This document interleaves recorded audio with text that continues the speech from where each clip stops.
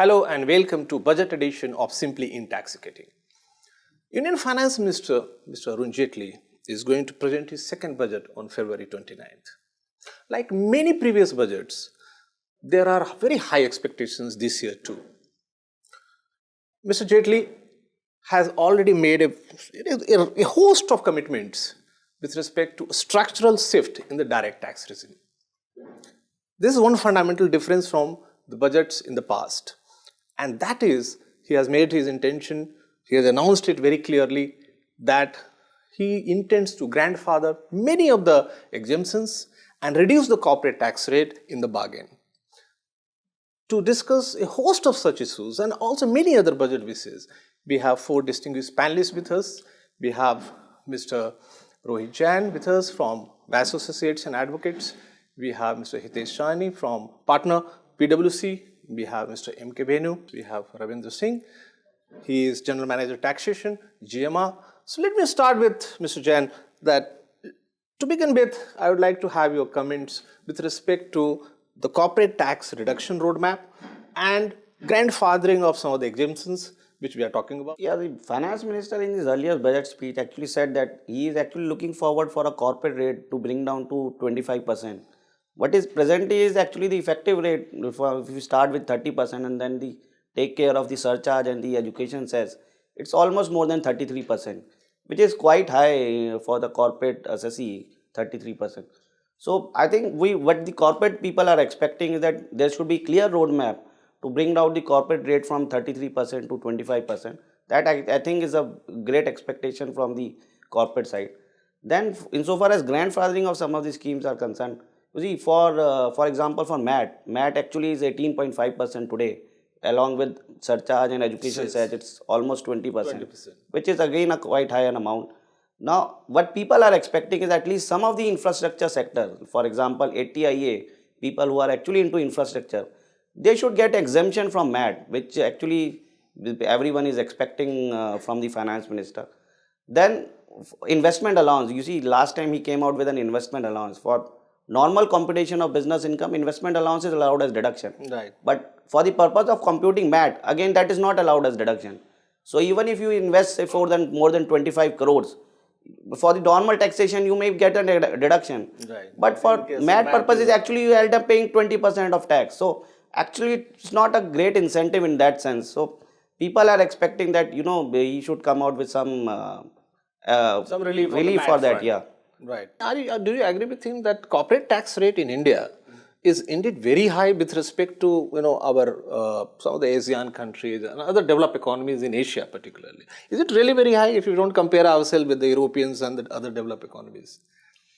See, the Finance Ministry research, which was conducted by Arvind Modi when he was part of the Direct Tax Committee, GTC, Reforms Committee, he came out with a calculation which he told me then, which is that if you take all exemptions into account, the effective corporate tax rate is in the region of 19-20%. In fact, in some sectors like pharma, which get heavy research R&D allowance, it's even lower. It's at 15. So his argument was when he and former Finance Minister Chidambaram embarked on the direct tax code, the idea was to bring down direct tax, corporate tax rate from 30 to say 25%, on the condition that all other exemptions also go, so that the effective rate of 19-20 also, they all align at 25. Right. Okay. So now my understanding is that what Mr. Jain is saying is also exactly that. The deal is that corporate tax rate comes down to 25 right. And exemptions are withdrawn. But my apprehension is, as our colleagues just mentioned, our whole economic revival strategy at this point in time is based on investments. Private investment has to be given some fillip. Okay. So, if you're trying to revive your investment cycle, can you afford to withdraw all the exemptions which are provided for investments? It's a dichotomy. There's a huge dichotomy. Yeah, right. So this is the point that I've been discussing with you also. Right. So is this the right time to withdraw investment allowances if you want to bring down corporate tax at 25%? My feeling is that this is not the right time. Mr. Hitesh, how do you look at it? Is there really a slowdown in the private investments in the domestic economy? I mean, in any case, emphasis is more on the FDI side. But what about our domestic investments, the private sector investments? So I think probably what was an expectation, the economy the way it used to be would revive. It has not happened. Even it is the private sector in India which has not invested as what we expected. Even the real investment from overseas have not come in such a way that what we was. So I think I totally agree with that withdrawal of an exemption has to be balanced with our economic situation of the investment. We cannot just simply withdraw the exemption from an investment, and the investment currently, the exemption which are there are mainly on the primary sector of infrastructure sites, where we anyway need. And infrastructure is a key revival strategy. So I think two things, Make in India and infrastructure are the two key revival, and most of the incentives are towards that. Absolutely. Taking away those incentives, to me, let's find out how badly the infrastructure sector is going to feel. We have a person from infrastructure side. So, Mr. Ravinder, how do you feel about it? There was so far no sunset clause for this ATI thing, which was incentive for the infrastructure thing. So now they have said that they will bring a sunset clause for this. So I think infrastructure space is already going through a very bad phase, because of you see that there is not much private government partnership are also coming up because of high interest cost and all this. So I feel that it will be premature to have this thing. So it has to be done in a very, very phased manner, because right now infrastructure does require support from the government, and especially the point which he was mentioning, like MAT on the infrastructure companies. So in one way we are going to incentivize them by giving them ATI thing. Right. On the other hand, we are taking it out in the form of MAT. I will just add one more point here, like this 14A thing here, because 14A is not though specifically dedicated to infrastructure, and everybody is other corporates are also affected. Absolutely. So the point is that it's a very ad hoc addition, 0.5% which you are saying, because what happens sometimes that we as a holding company, there are so many subsidiaries, and we are not getting dividend for 10 years, 15 years, 20 years. So what the assessing officer does, he makes an ad hoc addition of 0.5% based on the investment. So that becomes a very big addition. I think what the government should do proactively is to actually, there are so many high court judgments now which say that if there is no dividend income, actually there is no occasion to make any disallowance under 14A. Right. So I think there should be a clarificatory amendment in 14A itself which says that if there is actually no dividend income, there is no case for any disallowance under 14A. Then second situation which my friend is highlighting is that you see all the big corporate houses are actually doing all these investments through their parent company or an investment arm. Now, they are all strategic investments in the sense that they are not intended to be traded as such. And they are actually not intended to be, earning for dividend. For example, if I were to hold a shares in a company, which is I am holding it as a promoter. Right. So it's a strategic investment, not necessarily to earn dividend. Right. So I think that distinction needs to be maintained. Absolutely, yes. So, Mr. Hitesh, you tell us that 2017 deadline, which has been fixed for sunset clause or grandfathering many of the exemptions, is it too early? I would look at finance minister to give a roadmap of how he want to go away with the exemption rather than just bring it as sunset clause. Okay. Because I think in the last finance bill, he promised that there wouldn't be any retroactive, and whatever has been promised to the corporate, we will adhere to that. Okay. So some of the business plan corporate would have made on infrastructure considering those incentives. They can't just simply take away those incentives. How exactly Mr. Jaitley, should really fix the priority? In terms of, because you have some of the incentive schemes which are, investment linked, profit linked, area linked. So which one should come on top if it is to be guillotined? I think you should look at, as you were saying, all clarifications, cleaning up should be procedural as well as, legislative, some bad tax, right, like this 0.5 that you, all which affect investments should be addressed first, because investment revival is this government's major strategy, because look at the macro climate. There is China is going to devalue its currency. You're going to have a fresh flood of imports from China. Yes. In everything, Chinese capacities, at least there's a 30%, 40% absolutely excess steel, anything, right? So I feel that this budget, besides promoting investment-led growth, it also needs to create a framework, and this is the right time to minimize the risk that will come from some of these global events. China slowing down, Right. US may raise interest rates, Right. so there could be there could be some sort of slowdown in capital flows also. So he has raised a very important point. So BIPS. Now the BIPS reports are out. India has also committed itself. Now India is trying very hard to host the G20 meeting in Delhi. You are expecting some of those, the legislative changes in harmony with the BIPS recommendations?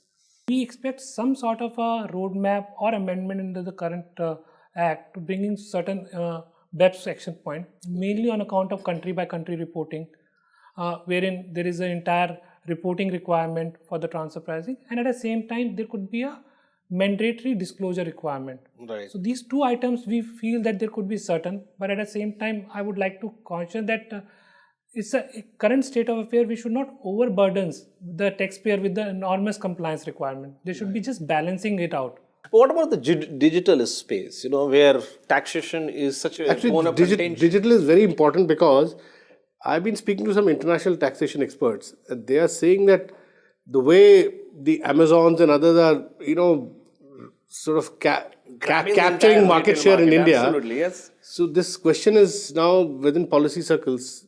This question is being seriously debated as to what portion of Amazon's income earned from India is actually being taxed in India. Right. These are very critical issues. Absolutely, with China's, overall demand is going down for Alibaba. The number one, the e-commerce. And Alibaba is entering India through Paytm. Alibaba is already very aggressive in India. Yeah, and Alibaba is a bigger giant than Amazon. It has a $200 billion market cap. Absolutely. And then you have eBay, for instance. Many of the American e-commerce players are already in India, and they are making good mullahs. Yeah. So now the point is that are you expecting something in the budget whereby we can perhaps garner some revenue from the digital space, some of the e-commerce players? See, currently the way our domestic law is, it already takes a lot of income as a royalty and fee for technical service. The source-based taxation is already there. Okay. And this BEPS is coming from an international treaty, because under the treaty there are certain exemptions. The idea is to residence-based taxation, Right. Which they are now talking about to take it back to the source-based or a mixed kind of a situation. Right. So I think unilaterally our current law itself takes a lot of those income. It is just that exemption is provided under the tax treaties. India cannot make a unilateral change in the tax treaty. It is a kind of a bilateral. So there is a multilateral agreement which is also talks about as a part of BEPS project. Yeah, the OECD has to come up with This has to be multilateral. This has to be multilateral. I think apart from that, what I look forward from this budget is also the fact that to encourage investment, there has to be, and the promise which the finance minister has made on the ease of doing business, there has to be some more steps towards that. Okay. Especially for the foreign companies. I would say currently the foreign company who is not having any place of business in India or a permanent establishment, but just receiving a gross income like royalty or fee for technical service, have to go a penal withholding tax of 20% in case they don't take a permanent account number. Right. So that is something I think one should look at. Is a permanent account number is really required for those companies? And especially doesn't end there. Those companies need to file a tax return, need to comply with the tax audit report. There was a specific announcement in the last budget about this pass-through on REITs, real estate, Right. venture capital investments, right? Now I'm told that it is India's real estate sector is in deep trouble, and they're looking for money, right? Right. So this is the right time to fully clarify and get that moving. I'm told that there are still problems. Why is that not taking off? I'm just Actually, it's not a clear-cut pass-through structure, which is actually I think they should make it simplify that once the investor actually is not supposed to pay the tax, ultimately the tax is to be paid by the person who is actually receiving the income. There needs to be clarity. Actually, it's a very complex kind of a structure. How does it work now as per the present framework? Actually, it's passed through in the sense that the person which is holding the investment is not supposed to pay the tax. It actually passes through, and the investor who is ultimately investing is to pay the tax. Right. So this is how it works. But there is not much of clarity because there are stamp duty implications. Because if you were to put the entire infrastructure there, then there are stamp duty implications because you are actually transferring the assets. So for that purpose, it actually has not worked. While talking about BEPS, maybe we can talk about the transfer pricing, particularly the AMP issues. So In fact, one of the recent litigation is AMP issue. In fact, hundreds of crores of demands being created, that being enforced. Everyone has to rush to the, DRP was actually not giving any relief in terms of AMP, because that was the government tax authority stand that on AMP transfer pricing is applicable. Now AMP, what they were saying is basically was, I actually take a brand and use it for my Indian business in India. Now, and I am actually incurring expenditure for the promoting my business in India. But they were saying that certain percentage of that expenditure which I incur was only to promote the brand for the benefit of a parent outside India. And therefore, there has to be a compensation which has to be received from the parent in India. Which recently the Delhi High Court has clearly said that there is no actual international transaction in this when you incur an AMP expenditure, because when you are actually incurring this expenditure, it is your expenditure. There is nothing to substantiate or corroborate the the presumption of the tax authorities that it is intended to benefit the foreign party. So, and I think they should clarify this. There should be an amendment or clarification that AMP actually is not, unless there is something to substantiate that yes, the expenditure was incurred over and above what was intended to be incurred only to benefit a parent. But what is the international practice in this case? Because in this case, India being one of the the most attractive investment destinations worldwide, most of the multinationals, Europeans or Americans, coming and setting up shops here as a subsidiary and different kind of vehicles. Naturally, the parents will own the brand. Now, for instance, LG we have Samsung we have. So parents will own the brand, but of course their subsidiary are going to basically advertise Samsung. So they are incurring expenditure. So what is the international practice? What happens in case of transfer pricing? India has created a kind of a unique situation in some of the international principles, whether it was an indirect transfer and ANP expenditure. So India started and now other countries are trying to follow in some way or other. Okay, so India is the pioneer now. So it's a kind of a pioneer. So even China is... In the Patents Act, we are pioneer, no? Yes. So even China is doing similar kind of an adjustment now watching India. Okay. But I think I totally agree, there has to be a clarity. Now there is already a judgment in place, and there is various high court judgment on various types of I would say transaction structures or a nature of business, whether it's a distributor, manufacturer, the ANP clarification, it's required. So that brings us to the expatriate employees. We have a good number of foreigners doing jobs in India. They have been hired by a good number of Indian companies, apart from the multinationals, of course. So maybe, Hitesh would like to highlight. I see a lot of issues these days happening on the secondment of expatriate. There was a High Court judgment of Delhi High Court in case of Centrica, for which the SLP was rejected by the Supreme Court, and post that tax department had gone bizarre and issued notices to various taxpayers on the secondment arrangement. See, the issue here is, foreign company, if he seconds an employee to the Indian subsidiary, and the Indian subsidiary is an economic employer, while the legal employer continues to be the foreign company, whether the presence of that employee who is working for the Indian company and is paying personal taxation in India, whether his presence triggers any further liability of a foreign company. So this entire issue, I think there needs to be a stand by the tax department and the CBDT to come out with the circular, because what the department is going, that any payment made by the Indian company, which is nothing but a salaries payment, which the foreign company has paid on behalf of Indian company, is fee for technical services. So, so see, at one stage we are saying that we want to promote investment into India. For promoting investment, we need people with an intellectual to come and part their work in India. This would go against that investment as well at the same time ease of doing business. So it is a double taxation, I would say, in a way. Another question which the finance minister and the tax people will have to grapple with is on individual taxation. What is your macro strategy this time is probably to also encourage consumption. Yes. Right. Consumption to is... boost up the demand in the country. Demand is completely collapsed, So do you, for individual taxpayers, what sort of benefits you give? Do you increase the whatever the... Maybe we will start with Mr. Ravinder. What is your expectation now? What should be the threshold now? I think last time they kept this limit stagnant. So this time I think they have already given some indication that they will they will give some relief to the individual. People are expecting a lot. Right, actually. and we have a At high this time, expectation. the expectations are very At least high. as an individual, I have got a high expectation. Okay, how much? If Mr. Jaitley says, I will go by your advice, what will you ask for? That I just leave to Mr. Jaitley only. I think 2,50,000 is a very, Low threshold, unrealistic yes. kind of a slab. Yes. It at least should be increased to 5 lakhs. Ultimately, their roadmap was the basic slab should be 5 lakhs.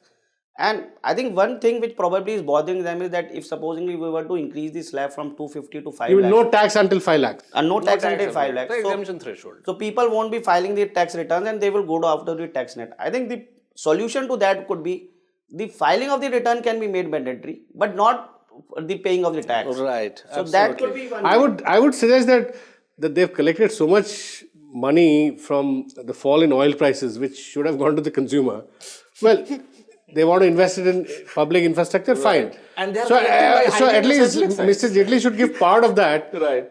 to the consumer or the taxpayer by, let's say, between 5 lakh to 10 lakh, charging a 10% tax. Flat 10%. Yeah, flat 10%. No, but the point which you raise about the real estate, for instance, how to revive the real estate, which is in a comatose stage now. So, for revival, they need oxygen. Yeah. So, what could be the oxygen for the real estate sector? Probably Maybe this. the investment, I think the one could individual- incentivize the investment into the real estate sector.